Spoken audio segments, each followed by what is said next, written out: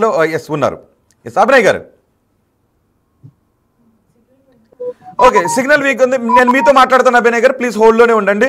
కీర్తన ఉన్నారు, పాస్టర్ కీర్తన ఉన్నారు. కీర్తన గారు, ఇప్పటికీ పెద్ద ఎత్తున దుమారం రేగుతుంది శాలం రాజు మాట్లాడిన మాటలపై.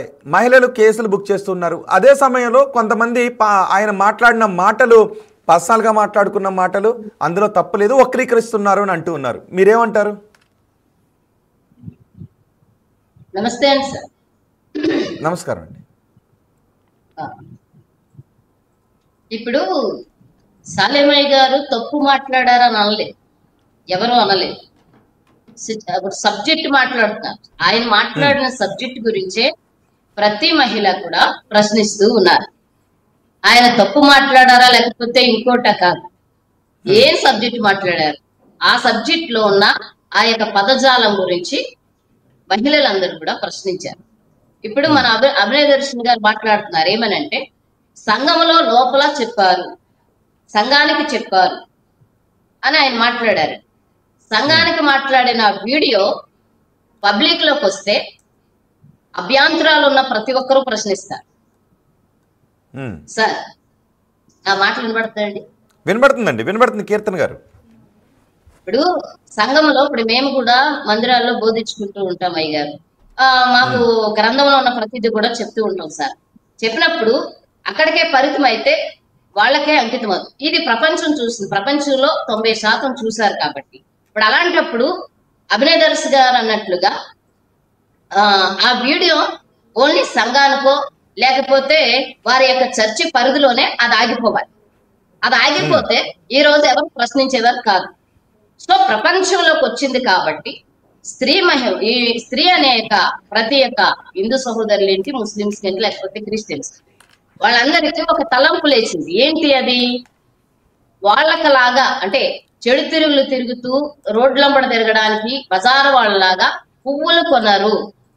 ఒక వస్తువు దేనికి కొంటాం? ఈ వస్తువు ఫలానా దానికి, ఈ వస్తువు ఫలానా దానికి, ఈ వస్తువు ఫలానా దానికి అని మనము ఉచ్చరించి దాన్ని తీసుకుంటాం దేనికని.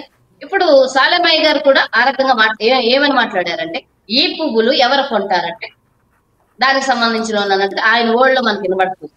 ఇప్పుడు అభినయ దర్శన్ గారు తప్పు కాదు, సాలెమయ్య గారు మాట్లాడింది తప్పు అని ఎవరు అనట్లా.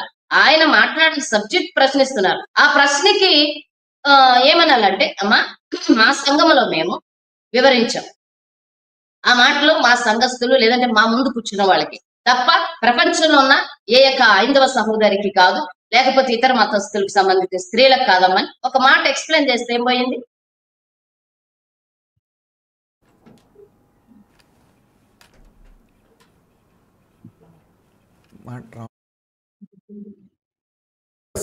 ఓకే కీర్తన్ గారు, ఒక్క నిమిషం మీరు అందుబాటులో ఉండండి. అభినయ దర్శన్ కూడా మనకు ఉన్నారు. అభినయ దర్శన్ గారు. Okay sir. ఓకే, కీర్తన్ గారు మాట్లాడారు, విన్నారుగా?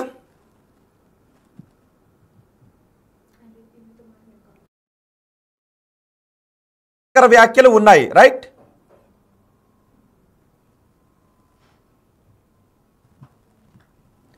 అభినయ దర్శన్ కారులో ఉన్నారు, ఆయనకి కనెక్ట్ కావట్లేదు. సో కీర్తన్ గారు, అభ్యంతరకర వ్యాఖ్యలు ఉన్నాయి, ఖచ్చితంగా ఉన్నాయి కదండి. మహిళలు ఊరినే ప్రశ్నిస్తారా? నేనే వీడియో చేశాను సార్ ఆ మాట విషయంలో. సాలేమయ్య గారు స్త్రీలను అవమానించారని ఎవరు అనట్లా, నేను కూడా అనట్లా, అవమానించారు అనట్లా, ప్రశ్నార్థంగా లేపారు ఆ సబ్జెక్టు దేనికి మాట్లాడారంటే సంఘంలో మాట్లాడుకున్నాం అంటున్నారు. సంఘంలో సంఘంలోనే ఉండాలి. ప్రపంచంలోకి వచ్చినప్పుడు ప్రతి ఆడబిడ్డ ప్రశ్నిస్తారు. ఆ ఒక్క విషయమే కాదు, ఏ విషయం. ఇప్పుడు మేము ఆరాధిస్తున్న యేసుక్రీస్తు ప్రభుల వారిని చాలా మంది వ్యతిరేకులు తిడుతున్నారండి. మరియమ్మ తల్లి గారిని అయితే అసలు పచ్చి బూతులు, ఎవ్వరు ఆడలేని బూతులు మాట్లాడారు చాలా మంది. విచక్షణ రహితులే అలా మాట్లాడారు. అంటే విచక్షణ లేని వారు భారతదేశంలోనేంటి, లేకపోతే స్త్రీ అంటే గౌరవం లేని వాళ్ళు ఆ రకంగా మాట్లాడతారు. మీకు సాలెమయ్య గారు నేను ఒక మాట అడుగుతున్నాను. సాలెమయ్య గారికి స్త్రీ అంటే రెస్పెక్ట్ లేని వారు కాదు ఆయన. స్త్రీలు అంటే చాలా గౌరవప్రదంగా ఉండేవారు. ఆయన గురించి నాకు 100% తెలియకపోయినా 50% తెలుసు, ఎందుకంటే ఆయన ప్రసంగాలు నేను వింటాను. మరి అంత రెస్పెక్ట్ ఇచ్చే మీరు పువ్వుల విషయంలో ఎందుకు ఆ మాట మాట్లాడారు? తప్పు కాదు. సబ్జెక్ట్ లేవనెత్తారు. దేనికి లేవనెత్తారు? మీరు ఏం చెప్పదలుచుకున్నారు? ఒకవేళ మీరు మాట్లాడేటప్పుడు ఎలాంటి వారికైనా కొమ్మను మనము ఆదమర్పులోనో లేకపోతే ఇంకోటి మాట్లాడతాం. తరువాత ఇది ప్రపంచంలోకి వెళ్తాది. ఎదుటివారు ప్రశ్నిస్తే దానికి సాత్వికంతో హేతు అడుగు ప్రతి ఒక్కరికి బైబిల్లో వాక్య ప్రకారంగా హేతు అడుగు ప్రతి ఒక్కరికి కూడా సాత్వికంతో దాన్ని ఎక్స్ప్లెయిన్ చేయగలిగే ఆ కెపాసిటీ లేకపోతే ఆ యొక్క స్టాండ్ అనేది ఉన్నప్పుడు మాట్లాడగలం. కొన్ని విషయాలు ఏంటంటే అన్నీ తెలిసినా కూడా కొన్నిసార్లు మాటలు ఉంటాయి. అలాంటప్పుడు సాలేమయ్య గారు హిందూ సహోదరి స్త్రీలందరూ వీళ్ళందరికీ కూడా అమ్మ మిమ్మల్ని నేను ఉద్దేశించి మాట్లాడలేదు, ఇది మా పరిధిలో నా దగ్గర లేకపోతే క్రీస్తు బాధ వినే వాళ్ళకి అంటే ఆయన ఏం మాట్లాడుతుంటే బాగుండేది, దాన్ని ఎలా కన్వే చేసి ఉంటే బాగుండేది?